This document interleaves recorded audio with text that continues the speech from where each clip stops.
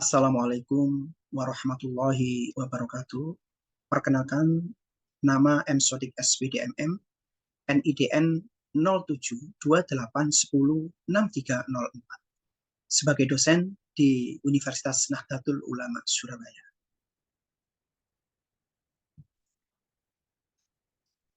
Bidang keilmuan S1 Pendidikan Pancasila dan Kewarganegaraan IKIP-PGRI atau Universitas Adibuana, 2 Manajemen Sumber Daya Manusia STI Mardika, sebagai dosen MKDU.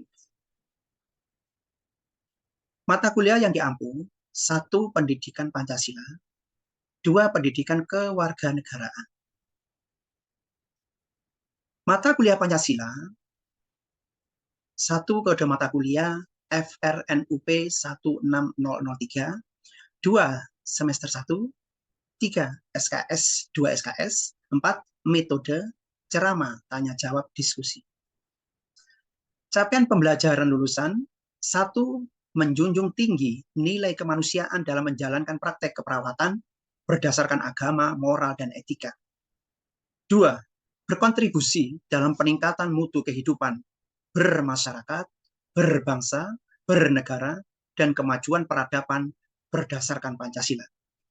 3 berperan sebagai warga negara yang berbangsa dan cinta tanah air, memiliki nasionalisme, serta rasa tanggung jawab pada negara dan bangsa. 4 menghargai keanekaragaman budaya, pandangan, agama, dan kepercayaan, serta pendapat atau temuan orisinal orang lain.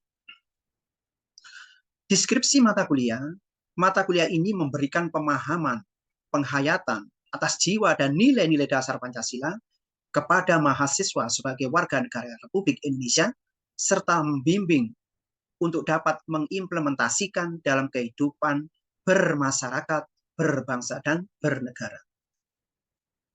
Materi Pancasila, pertemuan ke-1 dan 2, hakikat pendidikan Pancasila. 1. Landasan, tujuan, dan pengertian Pancasila. 2. Implementasi Pancasila dalam praktek keperawatan. Pertemuan 3 dan 4, materinya adalah makna Pancasila dalam arus sejarah bangsa, yang meliputi 1. Era pra-kemerdekaan, 2. Era kemerdekaan, 3. Era Orde Lama, sampai dengan era reformasi. 4. Pembentukan Pancasila dan perkembangannya. Pertemuan 5 dan 6, Pancasila sebagai dasar negara, yang meliputi materinya adalah 1. Hubungan Pancasila dengan pembukaan Undang-Undang Dasar 45, 2. Penjabaran Pancasila dalam batang tubuh Undang-Undang Dasar 45, 3. Pelaksanaan Undang-Undang tentang Kesehatan. Pertemuan 7, implementasi Pancasila dalam kebijakan negara di bidang Oleksosbud Hankam. Referensinya meliputi utama ada 5, referensi pendukungnya ada 7 referensi. Media pembelajaran, software meliputi slide presentation, web browsing, blended learning, hardware, LCD proyektor, tablet e-sorogan, laptop, whiteboard. Nilai meliputi A, poinnya 4, ringnya 85 sampai 100, AB poinnya 3,5, range-nya 75 sampai 84,99. B poinnya 3, ringnya 70 sampai 74,99. BC 2,5, 65 sampai 69,99. C poinnya 2, 55 sampai 59,99. D poinnya 1, range-nya 40 sampai 54,99. E 0 sampai 39,99. Terima kasih. Assalamualaikum warahmatullahi wabarakatuh.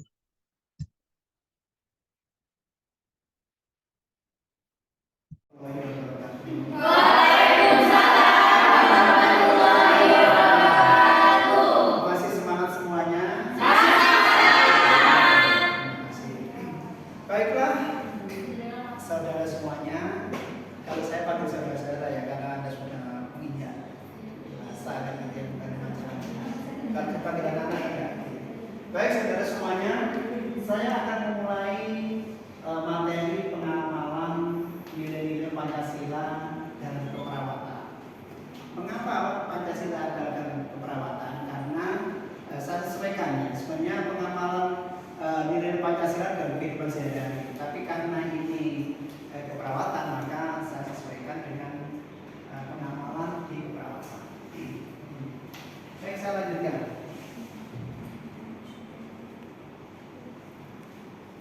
Pancasila dalam profesi keperawatan. Profesi keperawatan dalam menjalankan tugasnya diharapkan mempunyai bidang akademis, mempunyai bidang keahlian keperawatan. Jadi untuk semester-semester awal itu Anda kuasai pengetahuan tentang keperawatan. Ya. Tapi kalau sekarang ini kalau sudah semester menginjak semester 2, 3 dan seterusnya bahkan sampai semester 8 itu harus dikuasai tentang itu. Mungkin ada pertanyaan tuh Pak, apakah nggak penting ininya? Apa prakteknya? Gitu ya. Nah, antara praktek itu nanti pengalaman ketika ada di lapangan setelah menguasai materi. Kalau sudah menguasai materi itu enak udah prakteknya gitu ya. Jadi udah hanya gitu artinya prosesnya itu ya harus melalui pengetahuan dulu yang kita gali dari ilmu keperawatan ini.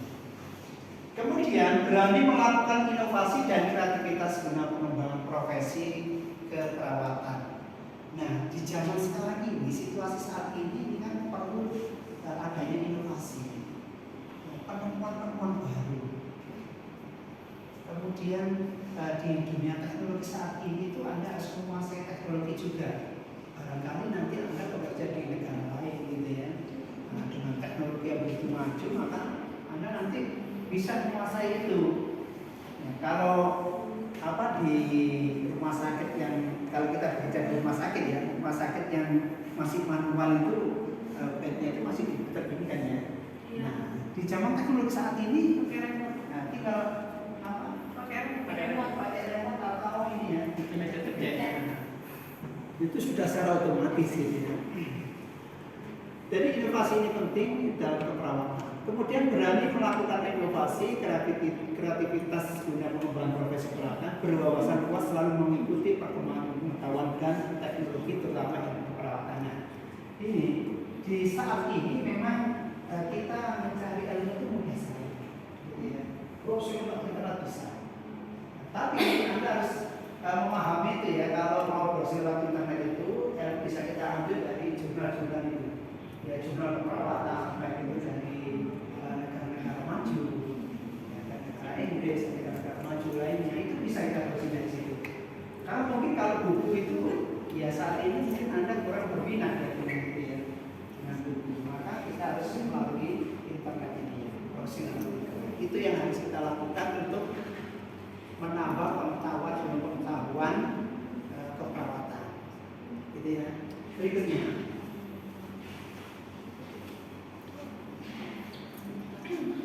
Nah, ini di samping bidang akademis ada bidang akademis, disiplin dalam bekerja. Nah, ini penting. Disiplin itu kita berhadapan dengan waktu. Ya, karena berhadapan dengan waktu. Mudah diucapkan tapi sulit untuk dijalankan. Benar ya? Benar. Disiplin. Nah, itu kalau ada disiplin, kalau bekerja di rumah sakit, bekerja di klinik apapun, orang yang disiplin itu disegani oleh siapapun, ya, baik itu teman maupun teman. Jadi Anda akan membentuk sebuah karakter. Oh, kalau saya janjian dengan si A ini, saya harus datangnya itu ya, gitu. Disiplin ini sangat berat, tapi bisa kita mulai kita latih diri kita mulai dari sekarang ini.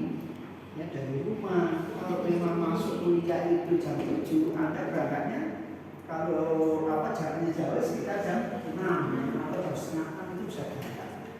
Nah, itu dilakukan secara kontinu, maka Anda akan terbentuk suatu karakter namanya disiplin.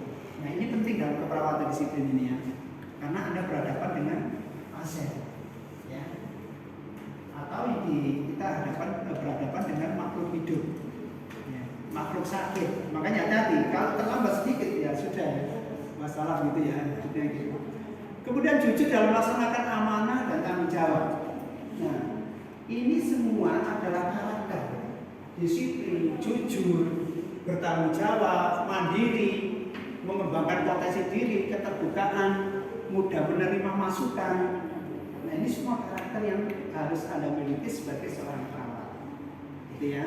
Kemudian kalau menangani pasien itu lembut, sabar, penyayang, ramah, sopan, santun. Karena pasien itu kalau perawat ini menangannya bertanya dengan sopan santun atau lembut itu rasanya nyaman.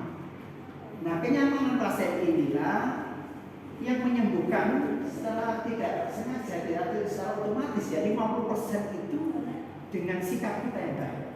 Ini ada sebuah contoh. Saya pernah menemukan di rumah sakit ya. Di rumah sakit itu ada seorang perawat menangani pasien, kemudian dia tidak lemah lembut, artinya mau tensi aja langsung itu saya tensi gitu ya. Harusnya dan dia bisa mengatakan mohon izin ya, atau mohon maaf itu saya mau tensi ini. Nah, ini nanti ceritanya gini, setelah itu ini ditensi ya. Saya lihat, nah si mbaknya ini lupa untuk menyampaikan berapa sensinya.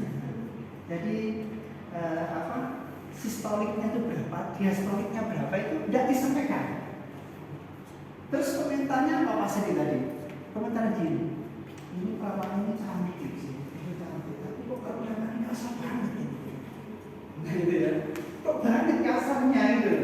Jadi ibu ini mengatakan ke pasien sebelahnya itu bahwa wah ini sebenarnya orangnya sih cantik, tapi kok orangnya kok kasar. Karena apa? Tidak diawali dengan mohon izin, gitu ya. Tidak diawali dengan mohon maaf atau permisi kan bisa ya? Ya bisa. Nah, setelah itu tensi dengan baik, mau disampaikan berapa diastoliknya, sistoliknya, diastoliknya berapa, sampaikan ke ibu supaya pasien ini merasa aman, gitu ya, nyaman dan tenang, dan itu bisa menyembuhkan 50% dari penyakitnya. Jadi dengan apa? Menangani pasien secara baik, ya, secara lembut, secara sopan itu bisa apa ya, menyenangkan hati pasien. Jadi itu yang harus kita lakukan sebagai seorang perawat. Berikutnya,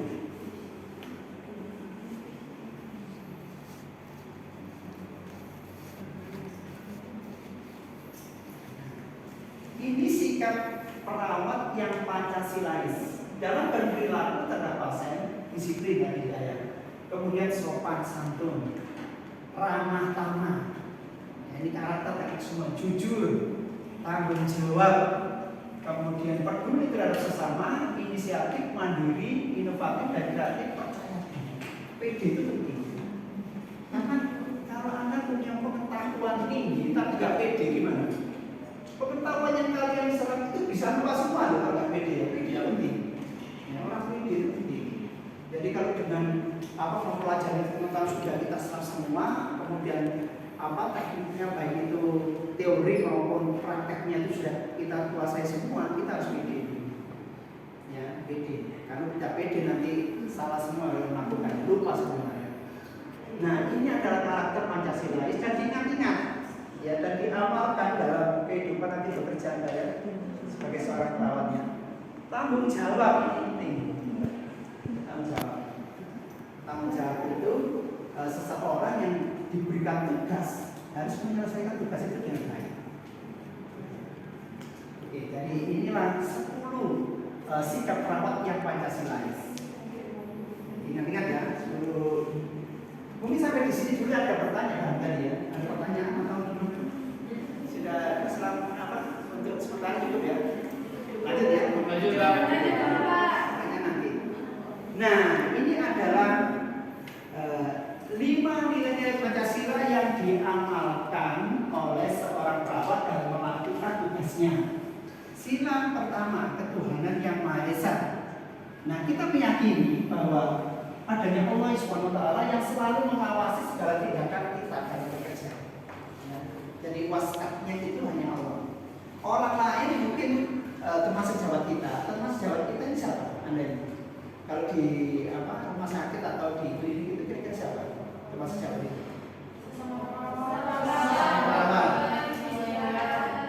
Bidan, dokter, apoteker, ya itu teman sejawat kita. Nah, teman sejawat kita ini bekerja bersama kita. Mungkin kalau dia itu menaruh barang atau apa, ya kita jangan mencoba untuk mengambilnya karena kita diawasi lah begitu ya. Dalam bekerja pun tidak ada pengawas, tidak ada kepala ruangan, tidak ada siapapun, kita bekerja yang masih Allah SWT. Nah ini kuncinya itu ya. Kemudian yang kedua, sila kemanusiaan yang berat dalam menangani pasien, perawat harus mampu bersikap mengedepankan kemanusiaan dalam menghadapi pasien. Kaya, miskin, tua, muda, besar, kecil, semua diperlakukan sama. Jadi ya, tidak boleh membedakan. Nanti pasiennya itu yang muda-muda, aku sudah sadar itu pasiennya masih muda. Nah gitu ya, pasiennya itu masih tua, gitu ya. Nah, jangan gitu. Semua diperlakukan sama, karena sama-sama sakitnya, walaupun itu besar, kecil, muda, kaya maupun miskin itu sama. Tapi kadang kalau saya melihat di rumah sakit itu ya, teman-teman itu kalau menangani pasien yang sudah tua, yang cerewetnya bukan main gitu ya, ada nggak pasiennya tua terus cerewet ada? Ada. Kira-kira kalau menangani pasien seperti itu bagaimana? Sabar ya. Sabar. Baik istighfar astagfirullahaladzim. Tapi jangan gini, sampai sudah pasien cerewet gitu, enggak gitu ya. Jadi sabar itu yang penting ya. Astagfirullahaladzim. Jadi istighfar terus ya, karena pasiennya ya cerewet banget. Nah kemudian sila ketiga, Persatuan Indonesia. Seorang perawat harus siap ditempatkan di seluruh wilayah Indonesia serta dalam melaksanakan tugasnya tanpa memandang suku, agama, ras, dan daerah yang bervisi diri kekeluargaan. Artinya begini,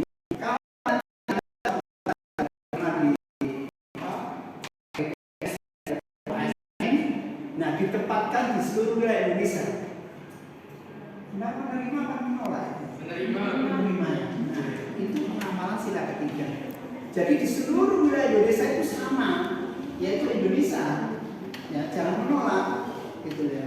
Nah, ini ada pengalaman orang ditempatkan di suatu daerah tertentu dia menolak, ya dia kesulitan untuk masuk sebagai KDI atau ASN ini. Jadi seluruh wilayah tidak membedakan ras, suku, agama. Ya, ras apapun, suku apapun itu kita perlakukan sama. Ya, karena sama-sama orang Indonesia. Kemudian sila keempat, kiranya akan dipimpin oleh hikmat kebijaksanaan dalam permusyawaratan perwakilan. Seorang perawat dalam menjalankan tugasnya tenaga medis perlu koordinasi dengan teman sejawat, pimpinan, bidan, dokter sebelum perjalanan pada pasien. Jadi koordinasi itu penting ya, atau komunikasi ya dengan dokter, dengan teman sejawat kita. Karena apa? Dalam ruang lingkup di pekerjaan itu kan kita butuh orang lain yang gitu ya, untuk membantu kita. Ini pengamalan dari sila keempat. Kemudian yang terakhir adalah pengamalan sila kelima. Ya karena memang sering keliru ya, pengamalan sama pengalaman itu kan. Sila kelima. Pengamalan sila kelima, seorang perawat dalam menangani pasien harus mampu bersikap adil dalam menghadapi pasien, baik itu kaya, miskin, tua, muda, besar, kecil, semua diperlakukan sama. Jadi adil, ya tidak membedakan pasien itu walaupun orang tua. Ya tadi yang saya katakan cerewet lagi, ya kita lakukan sama sesuai dengan konsep dan keterampilan kita sebagai seorang perawat. Ya. Dimanapun Anda, di negara manapun Anda lakukan sama. Karena terus terang orang Indonesia ini kalau pandang dari negara lain itu orangnya baik-baik, ya orangnya itu ramah tamah, mudah bergaul dengan lain gitu ya. Jadi image-nya dari negara lain itu orang Indonesia baik-baik gitu ya. Nah, jadi sama nanti kalau ada menemukan pasien yang nggak punya miskin atau kita lakukan sama dengan pasien-pasien itu. Nah itu yang harus kita lakukan di dalam menangani pasien. Ini pengamalan sila kelima. Nah ini yang terakhir. Nah ciri khas perawat UNUSA, apa ciri khasnya?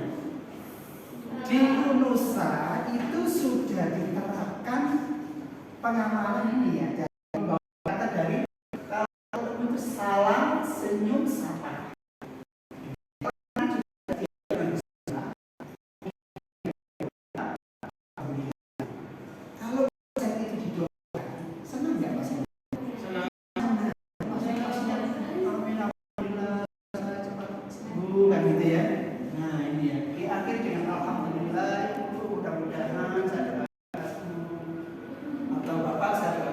sembuh, gitu ya. Jadi itu yang harus kita lakukan di dalam mengamalkan sila Pancasila.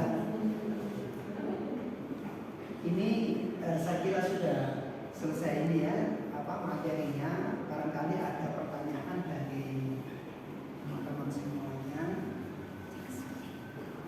Ya, silakan. Iya ya. Assalamualaikum warahmatullahi wabarakatuh. Waalaikumsalam. Saya Nenglan Fardia Putri. Saya ingin bertanya kepada Bapak, kan mungkin suatu Pancasila ini sepele, masih banyak yang belum dikerjakan di bidang keperawatan. Bagaimana sih cara biar kita sebagai perawat-perawat itu tetap menggunakan dan berpacuan pada Pancasila ini? Nah, karena dalam keperawatan ini mungkin hanya semuanya, dan masih ada yang ketidakadilan juga di pasien-pasien BPJS dan yang tidak BPJS seperti umum. Terima kasih pertanyaannya. Jadi pertanyaannya bagus sekali. Memang sebagian kita ini belum mengamalkan Pancasila, gitu ya. Iya. Atau mungkin Pancasila itu dianggap apa ya? Apa sih kan gitu ya, belum paham itu. Dan tentunya keperawatan ini juga penting sekali dalam mengamalkan Pancasila. Bagaimana caranya? Kita awali mulai dari diri kita, gitu ya. Kemudian kalau ada sama teman itu kita ingatkan, ya. Jadi kita ingatkan itu caranya seperti itu, saling bertular dengan teman yang lain. Ya, kamu masuk disiplin, sini harus disiplin, maksudnya jangan terlambat, siang-siang kan gitu ya. Nah itu saling mengingatkan ini penting. Tetapi kadang orang itu kalau diingatkan mau nggak? Ada yang mau, ada tidak ada. Nah memang ini dilema dalam kehidupan baik itu di masyarakat maupun di lingkungan. Saya pernah mendapatkan yang sama. Tapi pertanyaan itu berasal dari mahasiswa di perguruan negeri lain. Ya, di perguruan negeri. Pada waktu kuliah pandemi Covid kemarin itu kuliah langsung itu ya, online itu, pertanyaan sama seperti itu. Bagaimana Bapak mensosialisasikan Pancasila ini, mengamalkan dalam kehidupan sehari-hari kepada masyarakat? Nah, kebetulan ya saya pada waktu itu sudah menjalankan pengabdian masyarakat, yaitu saya mengumpulkan masyarakat di situ, saya ajari tentang pengamalan Pancasila. Jadi pemahaman tentang pengamalan Pancasila, mulai dari sila pertama sampai sila kelima. Bagaimana cara pengamalannya? Kalau sila pertama toleransi antar beragama, gitu ya, saling menghargai, menghormati. Nah, kemudian tidak kalau orang beribadah tidak terganggu. Jadi itu saya ajarkan seperti itu. Dan itu saya mengajarkan sama minggu, tidak cukup 1 hari 2 hari, selama sampai 3 minggu berapa itu. Nah itu terus seperti itu. Nah saya awali mengajarkan nilai Pancasila ini pada anak yang masih masih sekolah dasar itu ya. Masih sekolah dasar sama anak remaja itu supaya paham tentang Pancasila. Kemudian setelah saya ajarkan seperti itu, dia langsung mengamalkannya. Ya dengan temannya beragama lain usia rukun sekali. Kemudian kalau dia waktunya mendekati maghrib itu teman-teman diajak untuk ngaji yang beragama Islam gitu. Ngaji bersama-sama. Dan di situ terjadi kerukunan ya, antar temannya itu tadi. Jadi cara-cara seperti itu saling mengingatkan, saling mengukur. Karena ideologi Pancasila ini adalah ideologi yang digunakan sebagai panduan dalam kehidupan bermasyarakat, berbangsa, dan bernegara. Siapa yang melestarikan? Yaitu kita semuanya, terutama generasi penerus kalian. Ya, ini tidak penting sekali ini ya, karena generasi penerus ini yang harus melanjutkan ideologi Pancasila, jangan sampai diganti dengan ideologi lain. Cara mengingatkan dengan baik, kemudian cara menyampaikannya juga baik dengan baik, gitu ya. Karena gini, saya sendiri dalam lingkungan bekerja itu, saya kadang diingatkan